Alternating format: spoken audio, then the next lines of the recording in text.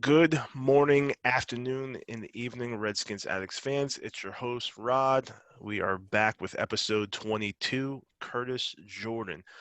So a player from the early 80s, and I'm going to let Phil roll into what Curtis Jordan did for our franchise and who he is. So, Phil, go ahead, brother. All right, Curtis Jordan's probably the most notable number two in terms of his career with the Washington Redskins, as they were at the time. He was a member of the Pearl Harbor crew. He was a nickel safety, nickel corner for Gibbs in the '82 championship season, the strike shortened season, and he was a starter from '83 through '86 when he retired, playing alongside the likes of Darrell Green, um, uh, and Anthony Washington, and later on guys like Alvin Walton. So Curtis Jordan was, he played on some championship defenses, and probably had the most notable career of anybody who wore number 22. Good stuff, Although man. we have a number of them, we had to pick on this one. There were a few to choose from. You got Carlos Rogers, Yeah, Mike Thomas, if you were a fan of the '70s, guys like that. I was going to say, Rodgers, Mr. Stonehands got good with the 49ers, but I liked what you said, Phil. At least bring it back a little bit nostalgia for the older fans. I was born 1981, so I did not know who Curtis Jordan was. I had to Google him. Same here. Yeah, it's cool. It's cool to I kind was of look born in back. '83, but as I told these guys, I'm that guy who's watched way too many NFL films, docs, and season retrospectives and things like that. So Yeah, that's me. no, I completely understand. All right, fellas. So we are back with the pregame pod, like I said earlier. So we are facing the Baltimore Ravens, our pseudo rival from north of DC. Some people call it a rivalry. I don't really see it as a rivalry, but the DMV will at least be talking some trash this weekend. So the first topic we're going to roll into is how do we match up with the Baltimore Ravens? So we just saw them lose on Monday to the Kansas City Chiefs. It seems like Lamar Jackson can't get past Kansas City for right now, but I think they limit him to about 97 yards passing. I'm not sure exactly what he had on the ground, but he looked pretty muted. He did not look like his normal self. So when we look at our roster, our injuries, our play through the previous 3 weeks, Steve, how do we match up with the Baltimore Ravens? Um, I don't think it's that good. Be honest with you, they're with all of our injuries on our offense, or excuse me, our defensive line, with Matt Ioannidis out, Chase Young not being there, so that puts, I'm guessing, Kerrigan across some sweat, and then we have Ryan Anderson backing those guys up. So I don't even know who the other backup. Nate Orchard. I think that's right. They just called him up. That's right. Yep. So defensive, this could be the Kyler Murray version, a game again. Like we had trouble containing Kyler Murray, which was a little bit rough. Yeah. But Lamar can also throw, so it will be interesting to see how we match up against them. Their receivers, they're pretty good. I mean, Marquise Brown, he's definitely their number one receiver, and then a guy named Mark Andrews, he's their tight end, I believe. He's their number two with 17 catches. So they don't have a whole lot of, at least this year, no one's really breaking out, but they have that dual threat, Lamar, Mark Ingram, and then J.K. Dobbins. He hasn't really gotten that much, burn at running back, and Gus Edwards is backing up Mark Ingram. So I think it's going to be tough on defense. On offense, it remains to be seen, right? We don't know what team we're going to get on offense. We really don't. Yeah. So it would just be nice to see us run it down their throat, run off the play action, and let Dwayne sling it. But if they keep trying to make him be like an Aaron Rodgers and throw the ball 30, 40 times a game, I just don't know how successful it's going to be. No, I agree with you, man. Phil, how are you seeing it? Well, I think that we've had an opportunity to learn from our previous three games because we've seen something similar to a Lamar Jackson in Kyler Murray. You can use that game tape, say, okay, this is what we did wrong. This is what he does similar to Lamar. This is how we can stop it this time. obviously we're not as talented as the Chiefs, but the Chiefs they've given the league a blueprint.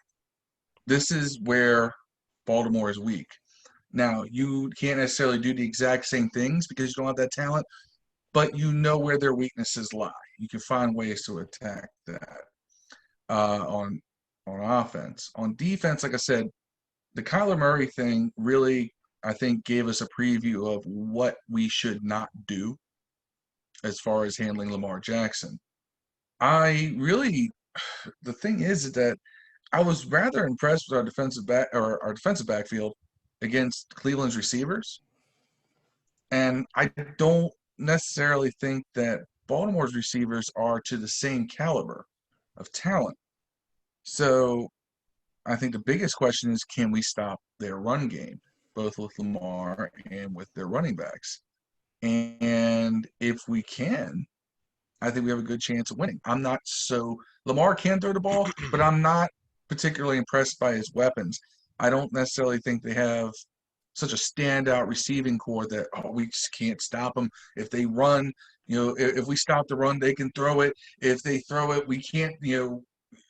If we stop the passing game, they'll just run it down our throats. I think we can make them one-dimensional, one way or another. And I think that if we can bottle the run, we can handle their pass.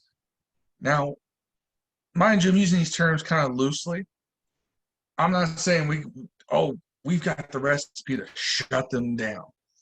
They were shut down against the Chiefs and still scored 20 points. So, and that was a competitive game, going into the fourth quarter. Even though it looked like they got handled, they fought back.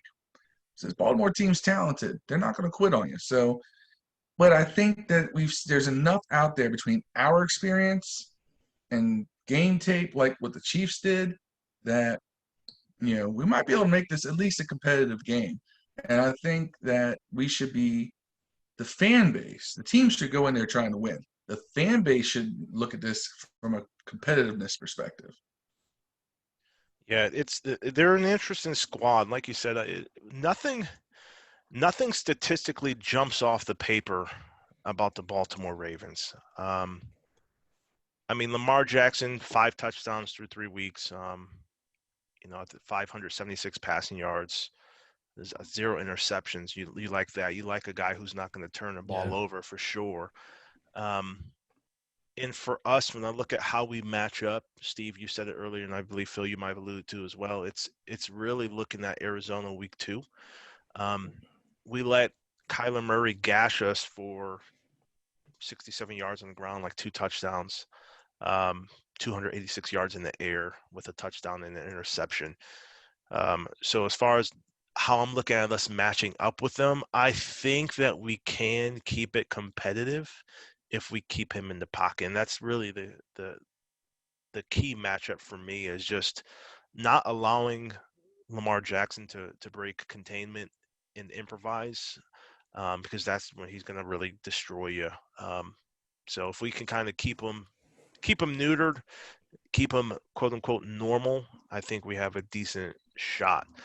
You know how we talked about previously, I think Eddie might have said it, how real good teams on defense, excuse me, have layered good players, layered effect, right? Yeah, a good player each level. Yep. Correct.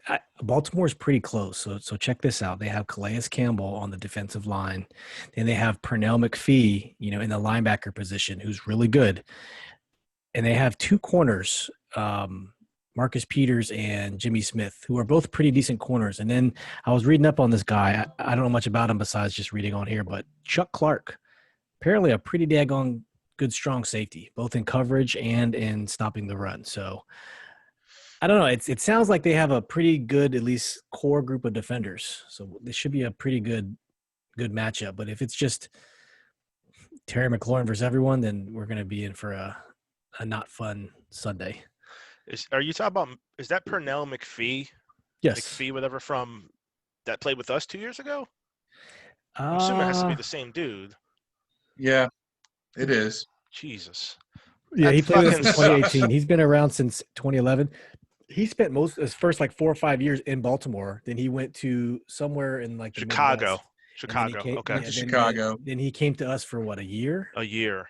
Yeah, didn't do anything, and Yeah, then I'm looking at his yeah, numbers right now. It's 13 games, no starts for us, 11 tackles. That's just the Jay Gruden era, though, of not really yeah, evaluating talent. I'm not saying this guy's an all-pro or anything like that, but with you say, hey, he's a really good contributor at each level, and he's a name that you mentioned, that kind of hurts. It stings a yeah. little. He's the top-rated defender, according to Pro Football Focus on the Ravens right now. Really? Wow, that's With I'm sorry, number 2, right behind Calais Campbell. Sorry. wow. I mean, they're old. They're old, Yeah, man. So I think I think if you establish the run, you have a chance. yeah, Establish the run. Like they're old guys. Like their stamina's gonna be a little bit less than the younger guys. So if you can pound it and get the old guys gassed a little bit, you got a chance, man. So Scott Turner, if you listen to the pod, I'm sure you don't, but if you ever do, run the damn ball this week, please. We don't need our guy to throw 800 times, man. And he's not even getting that many passes off, but he's dropping back a lot. It's stupidity for me. So yeah. yeah. Keys to the I'm, game. Go ahead, Phil. So What are you gonna say? yeah, go ahead. well, this is key to the game. Limiting Lamar Jackson on the ground. Um, he is by far their leading rusher. Yep. They average 166.3 yards per game on the ground. 60.7 of those, Lamar Jackson. Yep. So literally, without Lamar Jackson, they have the same rush offense we do. Mm. That right there kind of tells you where their commitment lies. Everything lies with the quarterback. Now, what I just said is not anything revolutionary. We all know that Baltimore's offense, the alpha and the omega is Lamar Jackson. But you're not going to stop him. What you want to do is you want to mitigate big plays. You want to make sure that you clog any kind of run lanes when he drops back. Make sure you're setting the edge. Luckily, we have some defensive ends who are pretty good at that. Kerrigan's pretty good about kind of turning things inward. Ryan Anderson's great at setting the edge, and if Montez Sweat plays like he did against Cleveland, he's going to force Lamar into doing things that he doesn't want to do. He's going to make him get out of his comfort zone. And I think discomfort for Lamar is probably the biggest thing. You're not going to put a hurting on this guy. He's not easy to bring down. He's not easy to catch. You want to make him uncomfortable. You want to just disrupt the normal flow of what he's doing. And that's where the key is. Now, they have other contributors, but I think that the alpha and the omega for our defense is to stop their alpha and omega, which is Lamar Jackson. They are a one-man show this year. So make him uncomfortable. Take him out of what he likes to do. Force him to try to do something different. Force him to throw the ball in places he doesn't like throwing the ball. Force him to run in directions he doesn't prefer to run in. Whether it's right, left. I haven't watched enough games to tell you what his tendencies are there. But that's the coach's job to figure out. So I think that's biggest key to the game is right there. The alpha and the alpha and omega. That's Lamar Jackson. Make him uncomfortable. Yeah. Steve, what are your keys, man? I mean, I got to go with Phil. Like, you have to limit Lamar Jackson on the ground. He's only passed the ball 77 times this year. That's not a lot. In retrospect, Dwayne has passed it 101 times. Now, I will say Lamar is bloody accurate. He's completing 69% of his passes. So when he does pass, he's very accurate. But they are clearly a run-first team. But I think if you get too sucked in on the run, he's going to kill you with his arm. As we saw last year, he lit it up last year with his arm. So I do believe that stopping Lamar Jackson on the ground is the key to this game. However, with looking at the injury report, we're not going to have Chase Young. So Kerrigan's going to go full game. Yeah, he's been coming off the bench as a spell, relieving Chase and Montez, but he's going to get his start, which now I'm glad we do have this depth. I think we talked about this way earlier this season on the pods as far as, it's such a great problem to have. And clearly we're this is a great problem to have because of these injury issues right now. So I don't know. It's going to be important for John Allen and Deron Payne to step it up in the middle to stuff the run. And then who's backing those guys up? Tim Settle. Tim Settle, yeah. Man, that front four, oh my gosh, they gotta do their job because I don't think the receivers are gonna beat us unless they extend plays and get 7-8 seconds in the pocket, and then that's where we always fall apart. As far as I mean, so that's one key to the game. On offense, I think we got to establish the run. I just think we have to establish the run, keep their offense off the field, stop getting pretty. You don't have to keep passing. Clearly, Dwayne's having some accuracy issues, which stops the clock. It allows people to transition, allows subs. So just run the ball, stop Lamar. Those are, I think, keys to the game. Yeah, no, I agree, man. So, like, I look at us as far as our key to the game offensively. I want to establish the run, but I also want wide receiver number 2 to show up. Oh, I want yeah. someone to emerge. Looking at the injury report, Steven Sims out with a toe injury both Wednesday and Thursday, no practice at all.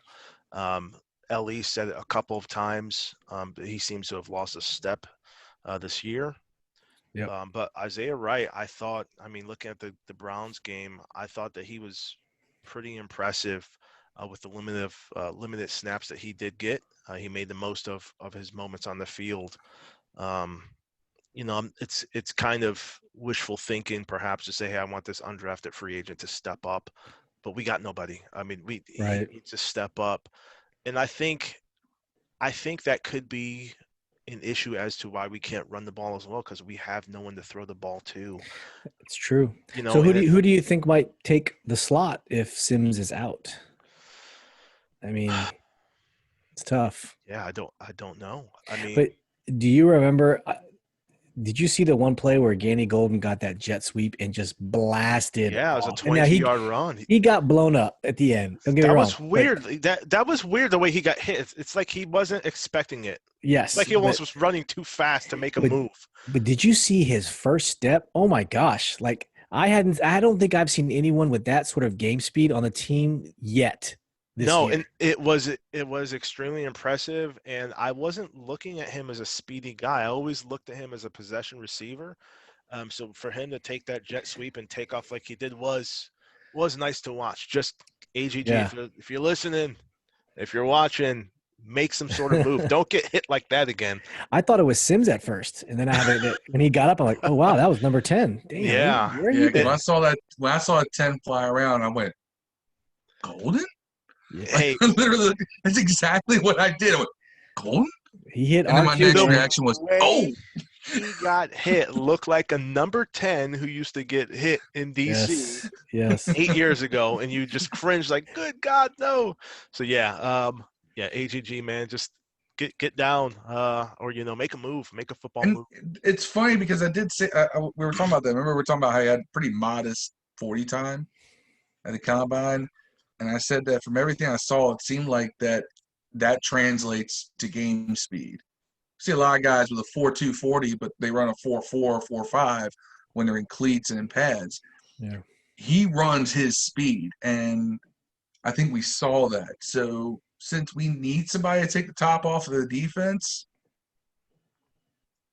It's weird. try it. Looking at him, he ran a 4.6, but he did not run a 4.6 on that play. God, no. I'm not saying this guy's Jerry Rice at all, but Jerry is the guy who's you go back and forth whether or not he ran the slow 40, he didn't, but he always had really good game speed. He would get the ball in traffic and separate. I would love to see that.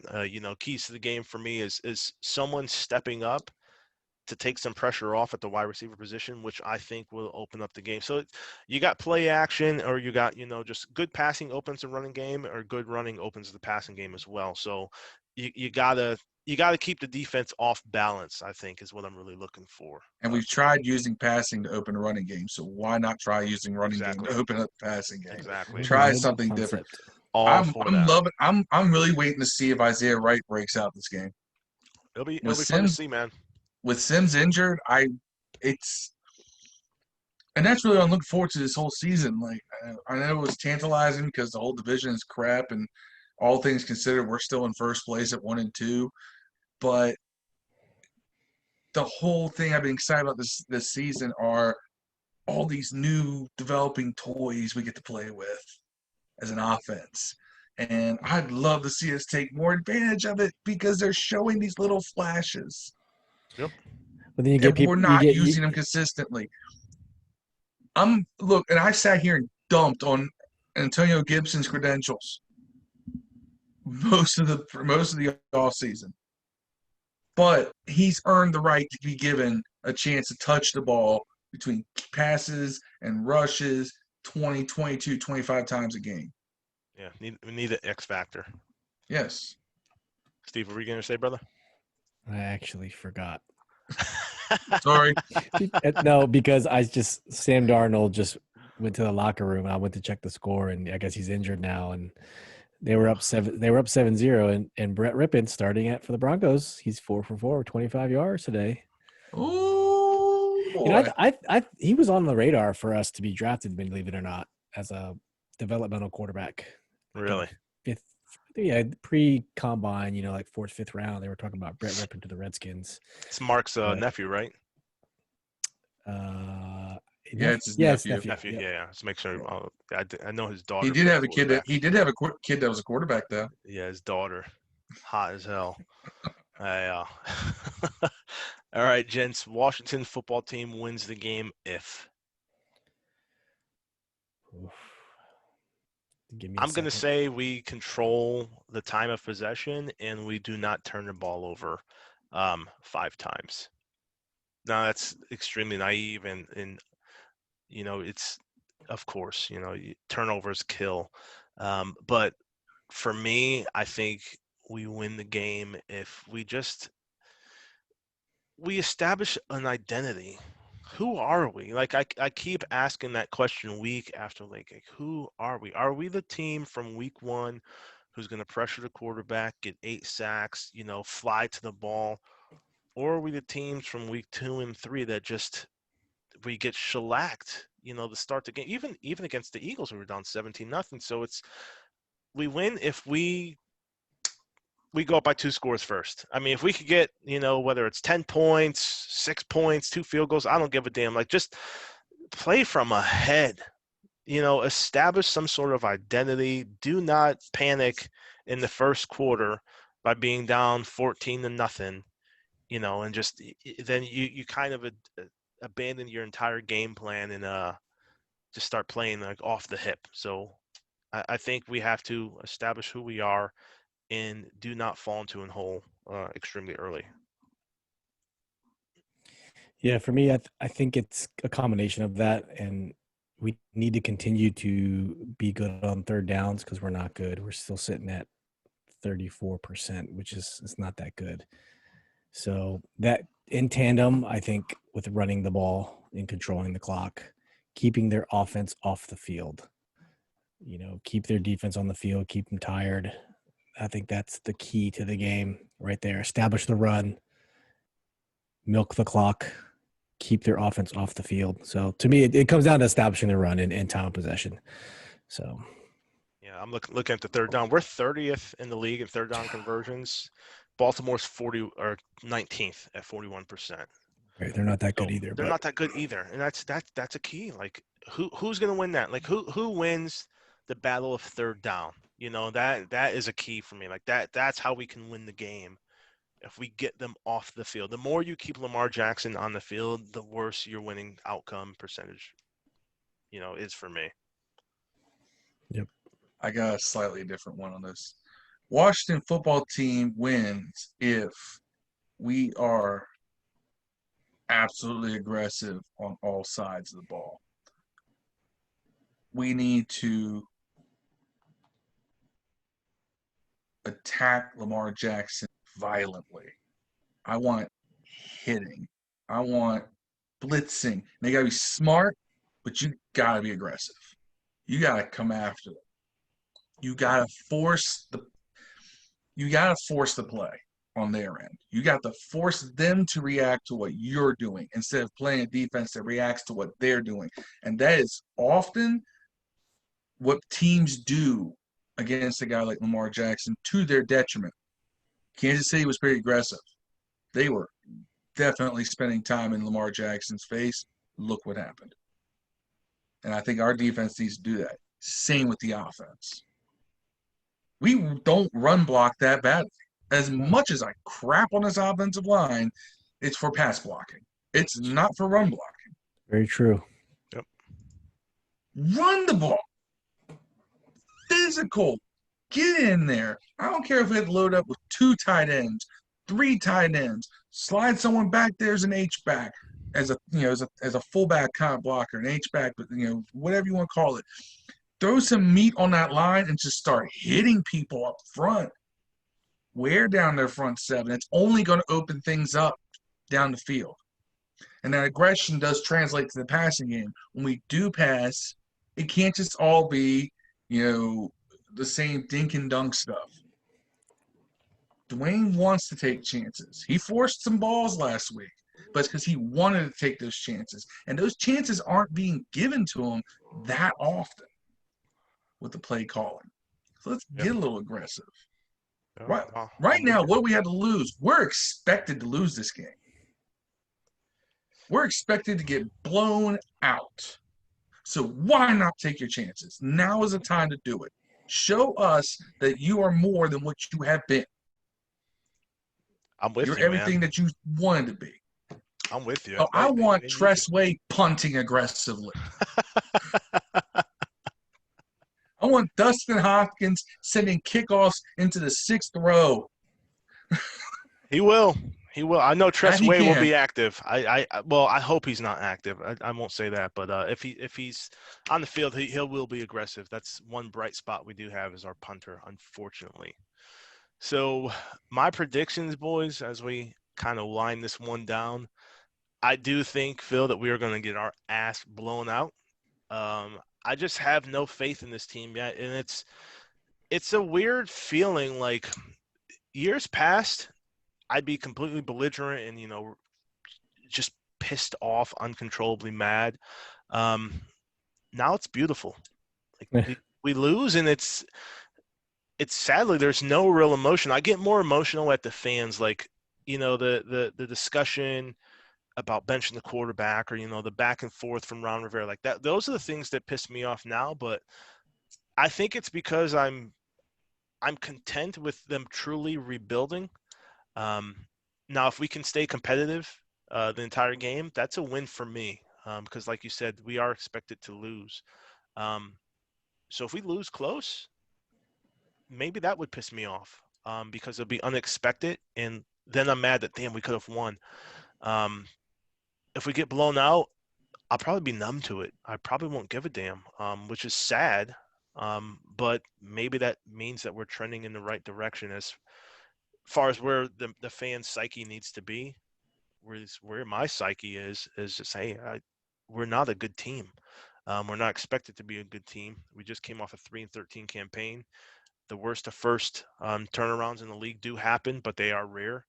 And I just don't see this team being at that stage yet. So my final score prediction, I'm going to say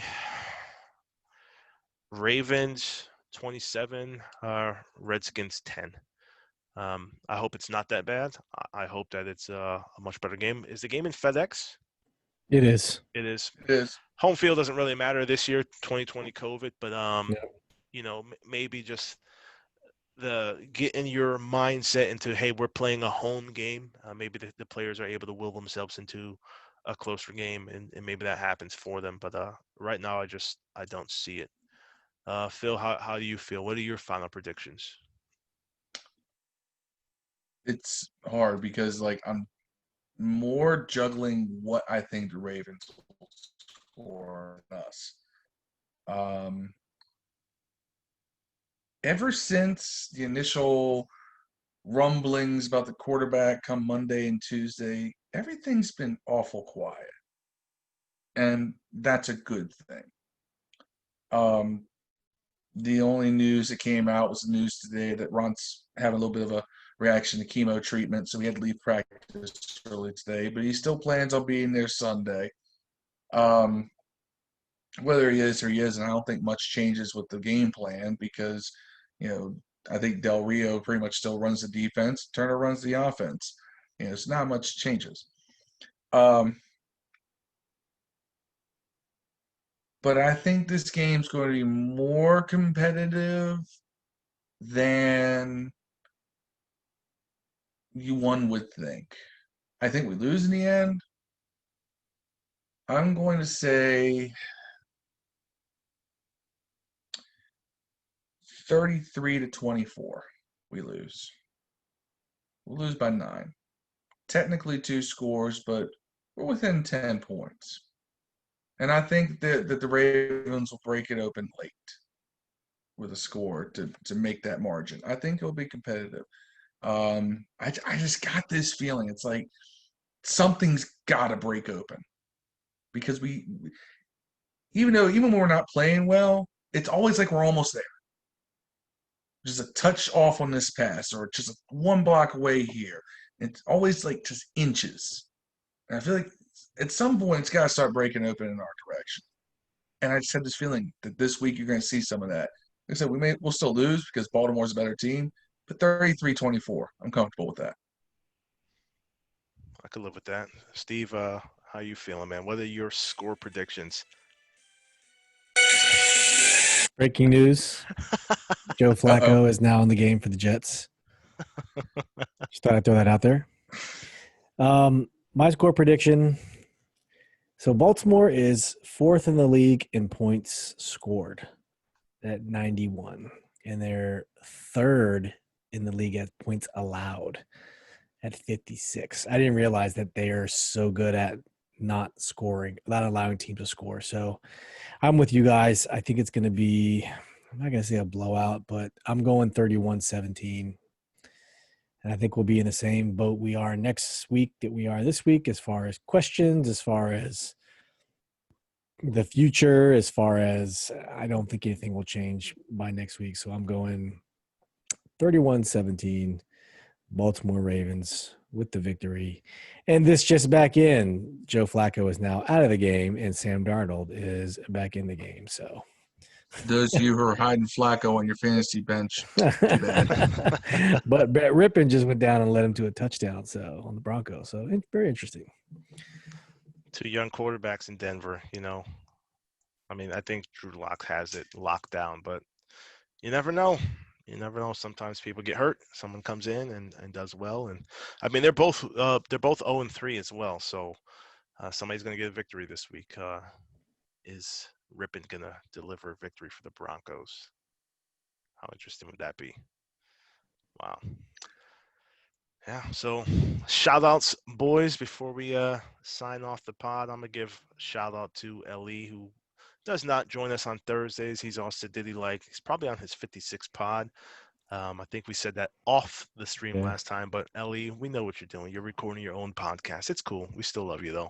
And Dev, miss you, man. Miss your crazy outburst during the pod as we watch you score 56 unanswered points in Madden 21 during the live stream. So yeah, I miss you, man. When you listen to us, hopefully this makes you smile, man. Shout outs for you guys. Anyone jumping off your tongue? Yeah, I got Manuel Takuba. Yep, that's what I was gonna say. Okay. Manny. Back Row Redskins show. Yeah, he always comes with some decent takes, and he's a pretty reasonable guy to listen to.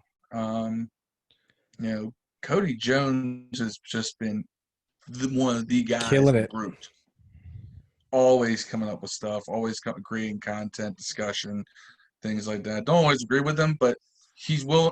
That's another thing I like about him. Even if I disagree with him, he's willing to engage in a conversation, not merely just say, "Oh, you're jocking this dude," or some pointless stuff like that. Yeah, I told Cody we're going to get him on one of the pods. That he lives in Montana, so there's not a lot of Redskins fans, Washington football teams over there. I'm not sure if he's from Montana or not, but I was talking to him on one of the posts. I said, "Hey, I've got to invite you on one of these shows." So maybe next week. I'm traveling for work. I'm not sure what my schedule is going to be. I know I'm working 12-hour plus shifts, 35, 40 minutes back and forth to the hotel once I'm done. So if I can make both Mondays and Thursdays pods. Maybe Thursday we can have Cody on, and I'll chat with him to see if we could pull him in the chat with us, man. But it's cool, man. All the guys, we give shout outs to a couple names that we see pop up in the group. So anyone listening, we talk. You see me. I'm the guy behind the Redskins Addicts on Twitter. So if you see that handle, it's me. But then Redskins Addicts as a group, obviously above to my side, however this video pod translates, Phil, Steve, Ellie, Dev, and 4,600 of us were active on the Facebook group. So we see the members on Facebook, and when we give the shout outs and you drop names, that's where the names are coming from. But our game day threads are legit. I think we had like 700 something comments, on Sunday. That was by far, it was a shitty outcome, but it was a really great thread to read. And I mean, I watched the game late. I went in after and read some of the comments. There's a lot of knowledgeable fans. That's one thing we do take pride in at Redskins Addicts is it's quality over quantity. So 4,600, you may look at some other Redskins groups with, thousands more. But I think you get really quality content within Redskins Addicts. So anyone, if we're dropping your name or not, if you're part of the group, if you follow on Twitter, you like the page on Facebook, we appreciate you. You are definitely definitely good interaction for myself and the other admins and hosts. So appreciate Or if everyone you've out there. if you've you know if you come across us by other means, YouTube searches, Spotify Yeah, recommendations, yeah. whatever the case may be, you know, look us up on Facebook. Kind of a big deal. Yeah, and I do link, so anyone, yeah, if you are listening to us on Spotify or Apple Podcasts, whatever, the link to the group is part of the podcast description. So you should have no problem copy and pasting and finding us. And yeah, please come in. Sometimes we talk shit. Sometimes it gets a little bit combative, but ultimately it is a really really good time. Phil is sort of pointing to himself right now, so I'm not sure if Phil is No, public I'm enemy just I'm number one. scratching my Scratching beard my and thumb. being Okay. quiet because I'm king shit talker over here. So Yes, yes, he is. Phil is the verbal assassin in the group. I think we all have sharp tongues if necessary, but Phil snipes pretty regularly. Um, but it's for the most part it's all in good humor, good fun. Um, I think some people at times take it too personal, and that's when we say la vie. But gentlemen, it's been a good pod. I'm looking forward to the game on Sunday. I hope that I am back in my hotel room to watch it. I don't believe I will be, unfortunately, but hopefully it's a good outcome. I'll catch you guys on Monday which for means the if you're in post the game group, pod. don't spoil it for Rod. Please Don't don't DM him. tag me and tell me that Haskins played good, he played bad. Like you guys did that to me on Sunday, and it freaking sucked. If you're a Skins fan and you tag me excitedly to say that our quarterback had a shitty game, I question if you're truly a Skins fan. Um, just come on, man. Like I want I want anyone rocking burgundy and gold to have a great, great game, great career. Like it, yeah, just you never like to see young quarterbacks struggle and then people excitedly tag and say, "Hey, they suck," and then the game is ruined for you. So, yeah, man. But like I said, boys, I will see you Sunday. Until then, be safe. Peace. Peace out. Hail. Peace. Hell. Hail.